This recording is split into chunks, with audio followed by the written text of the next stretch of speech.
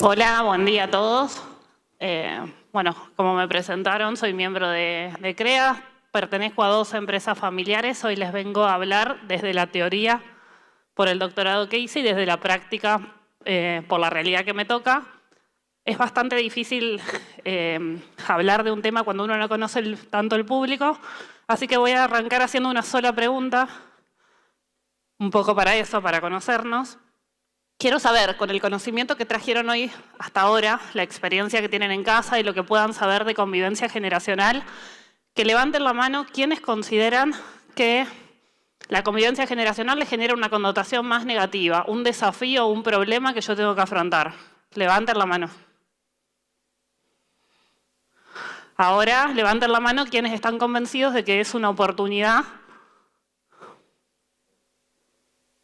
Bueno, un poquitito más gana la segunda, pero hay muchos de la primera. Arranquemos.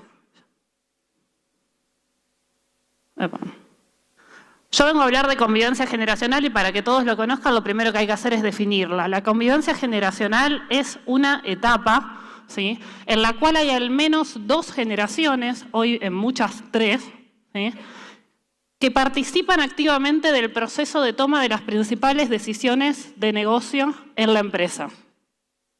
Con esto quiero remarcar un par de cosas. La primera, que bueno que se ponga sobre la mesa. La mayoría, cuando piensa en sucesión, habla de sucesión en la propiedad, piensan en cuánto me va a tocar. Esto está más vinculado con sucesión en el liderazgo. Hay muchísimas empresas que pensaron mucho la sucesión en la propiedad y se olvidaron de esto, y al olvidarse de esto, la propiedad se pierde demasiado rápido. La segunda es una etapa, ¿sí? No es algo que se da de un día para el otro. Y hay que compartir el proceso de toma de las principales decisiones. Más de una generación conviviendo adentro de la misma empresa, eso no es convivencia generacional, ¿sí?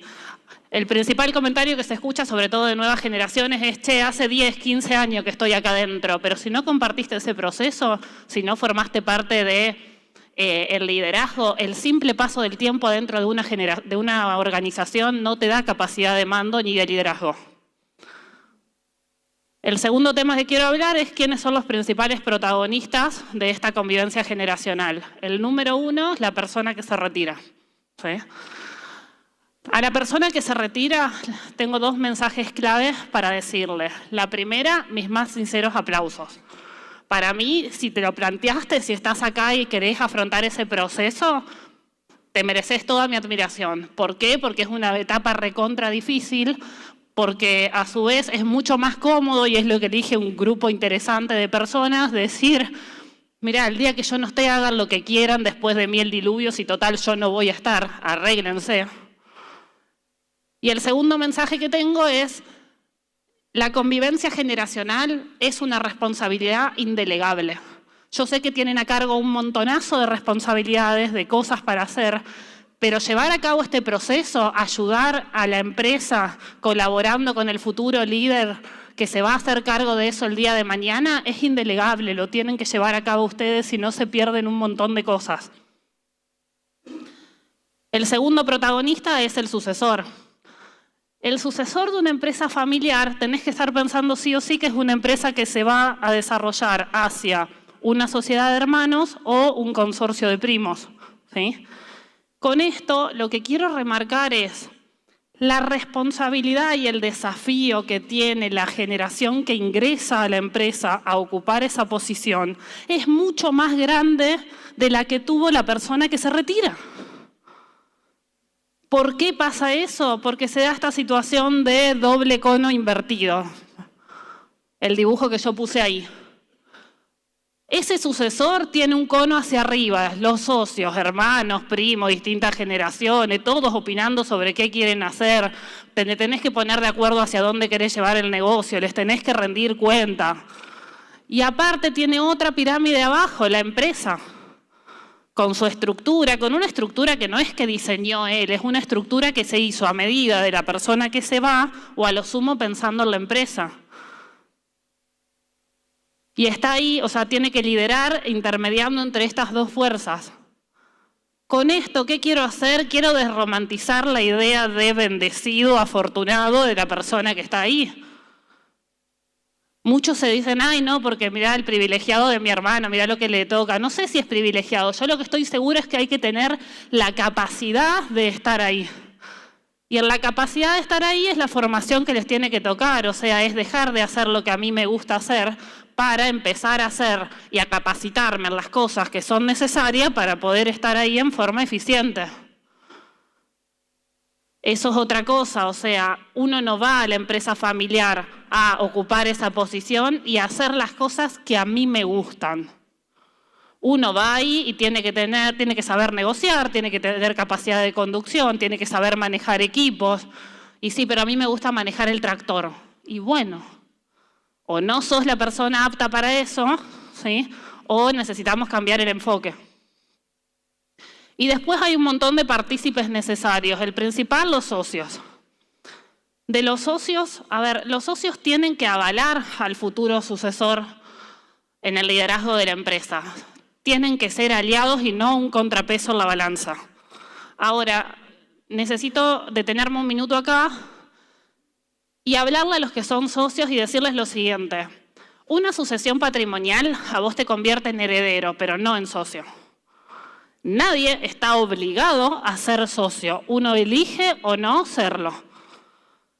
Y vos decís, listo, ¿en qué me voy a basar para elegir un socio? Y yo pensaría en tres cosas.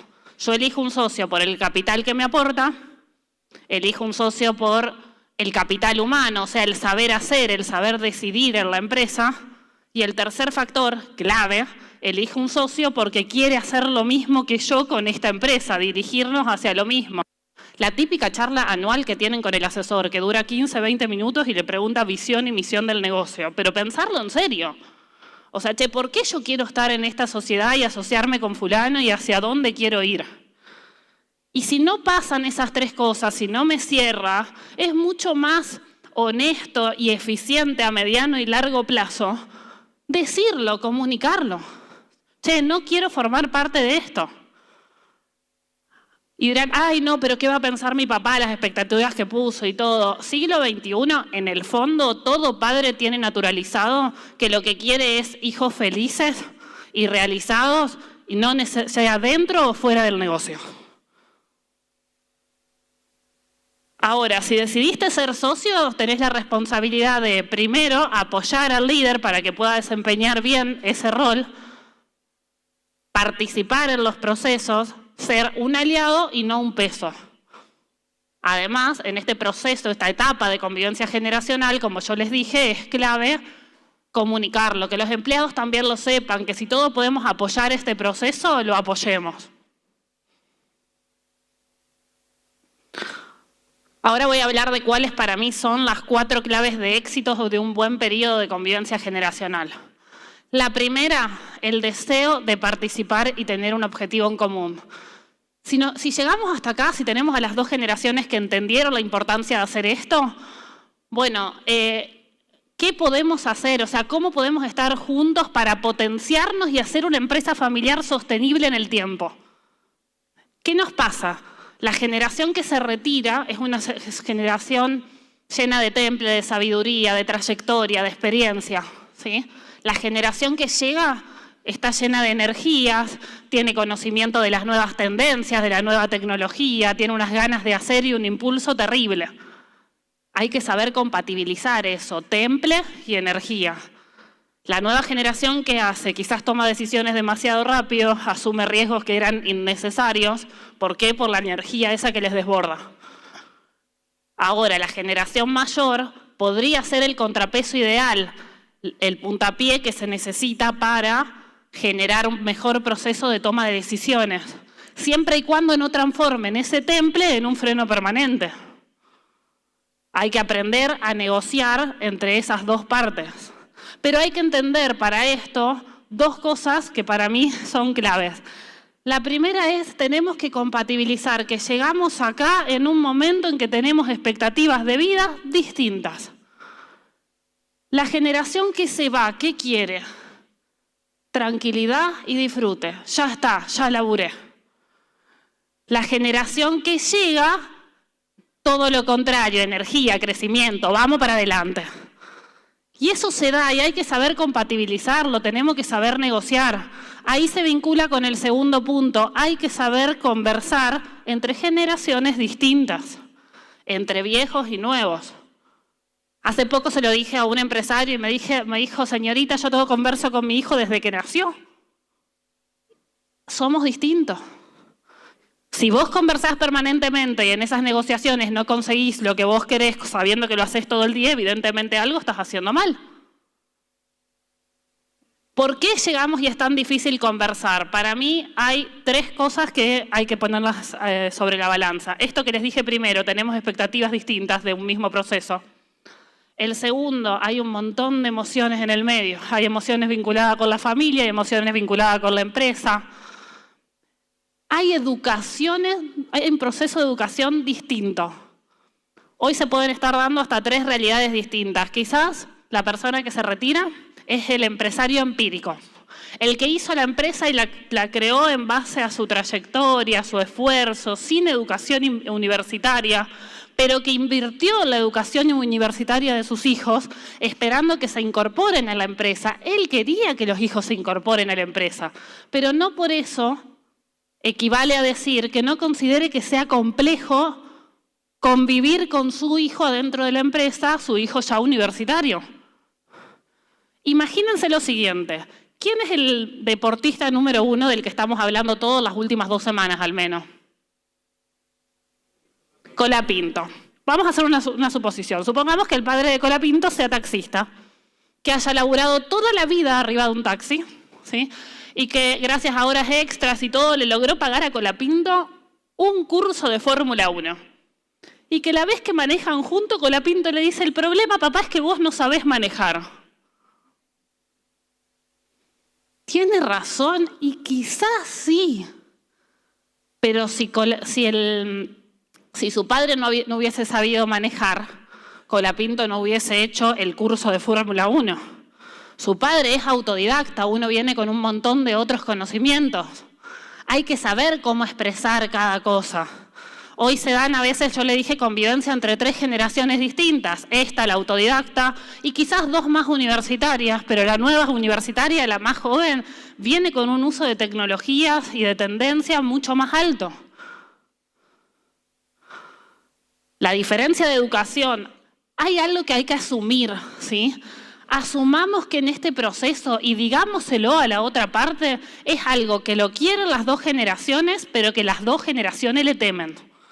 Las 2 generaciones tienen miedo de afrontarlo porque se dan cuenta del desafío que implica. ¿Tá? ¿Y por qué tiene miedo la generación que se va, sobre todo? ¿Qué les dije yo que querían? Tranquilidad y disfrute. ¿Ah? La tranquilidad y disfrute. Y es una generación que toda la vida lo controló todo. Tomaba las decisiones, no argumentaba sobre las decisiones que tomaba y controlaba todo el proceso. Y viene una generación nueva que te impone un montón de tecnologías, cambios, vamos. Y vos decís, ahora que yo quiero tranquilidad y estar seguro de que todo va a salir bien, vos me estás diciendo que yo incorpore un montón de cosas sobre las cuales no voy a tener más control y no voy a saber bien qué pasa. ¿Les pasa eso? Y si se ponen del lado del otro, o sea, de esa generación, entienden el temor y saben que hay que trabajarlo y demás. Un punto adicional. La generación que se va, la gran mayoría no sabe compartir un proceso de toma de decisiones.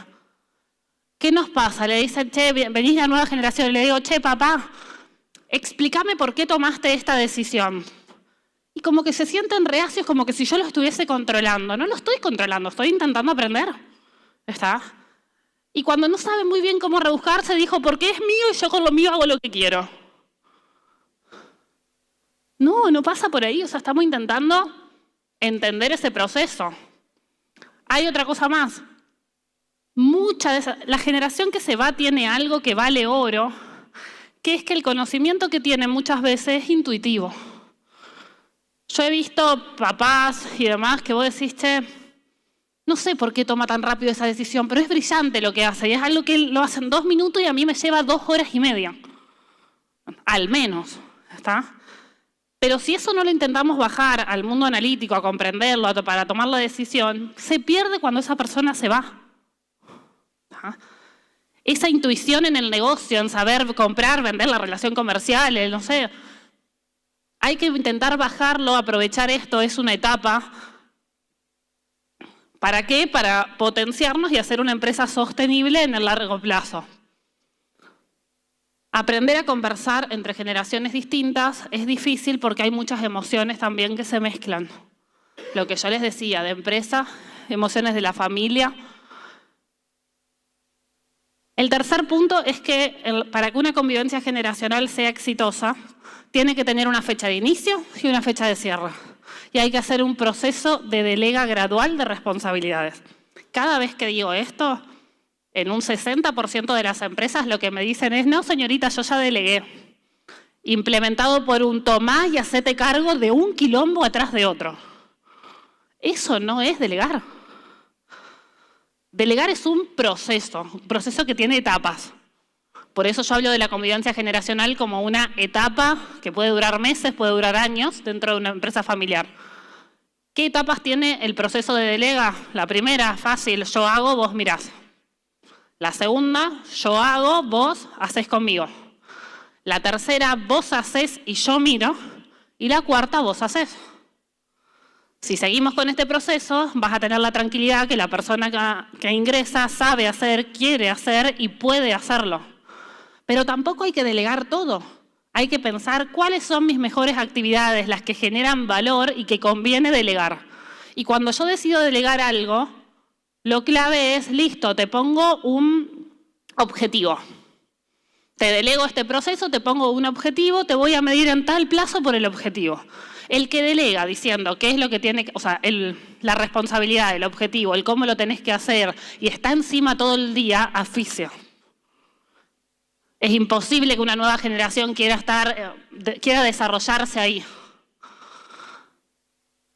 Y el último punto, hay que definir el nuevo rol de la generación que hasta este momento estaba al mando de la empresa. Es un proceso que convive dentro de todo el resto de las etapas. ¿Por qué? Porque retirarse del frente de la batalla, ¿sí?, no implica dejar de trabajar. Gracias a Dios, ¿por qué? Porque esa persona vivió toda la vida en su empresa, o sea, no se va a ir nunca, la típica que te dicen, acá me van a sacar con un cajón. Pero necesariamente, o sea, no estar al frente del negocio no implica no poder ser parte. Hay muchas empresas que eligen, que te dicen desde dónde, desde qué perspectiva quieren participar. No te jubilan, no es que te están mandando a tu casa, te podés elegir.